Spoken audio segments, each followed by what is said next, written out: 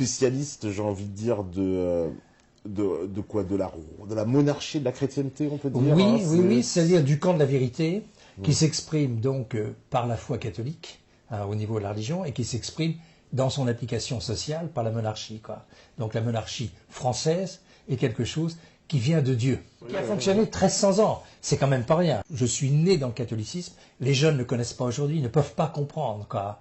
Alors je suis né en 1943, en pleine guerre, j'ai connu l'église en ordre, et j'ai vu la destruction de l'église. J'avais 20 ans. Et la destruction de l'église a été dramatique.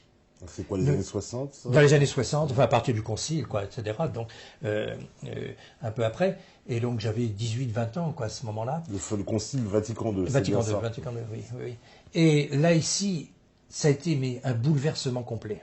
Dès 1970, quand j'ai vu mon vieux curé à Saint-Hilaire de Poitiers ne pas faire la génuflexion après l'élévation, j'ai dit ça, jamais. Je suis sorti tout de suite. J'étais avec un de mes beaux-frères, nous avons continué à dire la messe à la maison, et donc je ne suis jamais retourné à la nouvelle messe. Bien. Parce que j'ai dit, mais c'est impensable.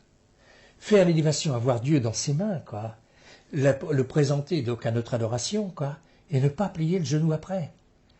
Dans la vie, il faut des principes. Et tous les hommes de principe tiennent, les autres ne tiennent pas. Bien. Bon, on avait été formés comme ça, on avait été formés. J'insiste beaucoup quand je parle avec des jeunes, hein, d'une chose absolument essentielle, il faut devenir des adultes, capables de tenir. Qu'est-ce que c'est un adulte? Un adulte, c'est quelqu'un qui connaît très bien le bien, le mal, le vrai, le faux, le juste, l'injuste, le beau, le laid, enfin les quatre transcendantaux, hein, et qui tient même s'il est seul.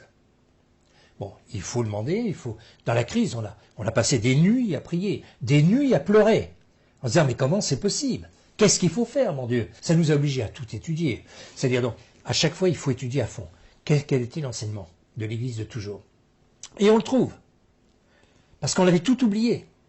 La tradition a énormément travaillé, dans des quantités de sujets, approfondissant. Et puis un jour, on se dit, bon, ça suffit. Ah, toutes ces nouveautés, on jette. Le passé ne pose aucun problème.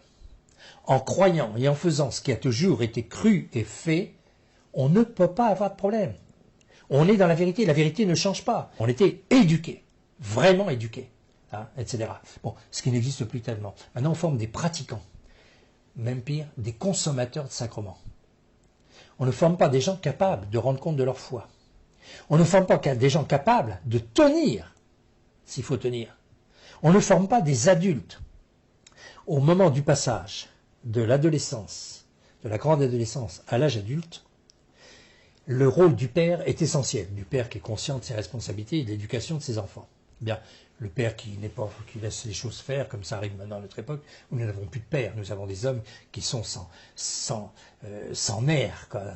Le vénérable Holzhauser, qui est le grand spécialiste de l'Apocalypse, quoi, en 1650, écrit, en parlant de notre époque, c'est des gens énervés, sans nerfs. Et en effet, nous n'avons plus d'hommes. Nous avons des types qui sont là, quoi, etc. Et on va le voir au moment du concile. Oui, qu'est-ce qui s'est passé? Voilà. Quoi, la Qu'est-ce société qui de s'est consommation Eh bien, la société s'est effondrée par la tête. Les évêques ne faisaient plus leur travail.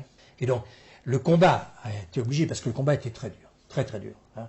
J'ai vu des tas de types, j'ai vu des prêtres anéantis. Des gens, mais pas désespérés, mais des gens écrasés par ce combat. Des gens déchirés, quoi. Mais il y en a qui ont fini dans les hôpitaux, quoi. Les prêtres au début, quoi, se demandant, mais qu'est-ce qui se passe, quoi? On était là, on se disait, mais c'est pas possible. Est-ce que c'est la Sainte Église? C'est des vacantistes, hein, ce qu'on Oui, appelle. voilà, ça, on en parlera. On en parlera après. Vatican II, je l'écris Vatican D'(EUX). Bien. Ce qui veut dire tout un programme, hein, etc. Bon. Et il a fallu beaucoup lire, étudier pour bien comprendre. Je vois par exemple le diocèse de Nantes, un seul prêtre a résisté sur 1000 prêtres. L'abbé Vérité. J'étais très lié avec l'abbé Vérité, on a organisé ensemble. Son nom, l'abbé Vérité. L'abbé Vérité, oui. C'est un vrai pour qui j'ai eu beaucoup de vénération. Beaucoup de vénération. Il a été toujours que vicaire. Bon, il a toujours été mis de côté, etc. C'est ce qui l'a sauvé. Il a toujours été sous-estimé, méprisé, pratiquement. Quand il nous parlait des bagarres qu'il y avait entre confrères, vous savez, c'est pas brillant, hein, etc. Il a offert tout ça. Et cette humiliation, ces humiliations lui ont permis d'avoir l'humilité, Hein. Et l'humilité est fondamentale pour rester dans la vérité. Il faut prouver justement par l'épreuve que l'on aime Dieu dans l'épreuve. Et là ici, dans le combat qu'on a vécu depuis 50 ans, les laïcs ont un rôle très important.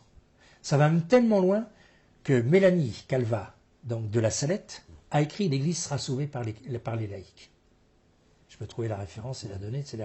Et je le crois de plus en plus, parce que l'Église a été détruite par les clercs. Le combat de Vatican II, ce ne sont pas les laïcs qui l'ont fait. Ce ne sont pas les laïcs. Bon, il y a eu des gens qui ont travaillé avec ces clercs, mais c'est le travail des clercs. Ça a été d'abord l'apostasie donc des évêques. Maintenant, c'est fait pour des consommateurs de sacrements. Ils sont devenus des distributeurs de sacrements. Ils ne sont pas des confesseurs de la foi.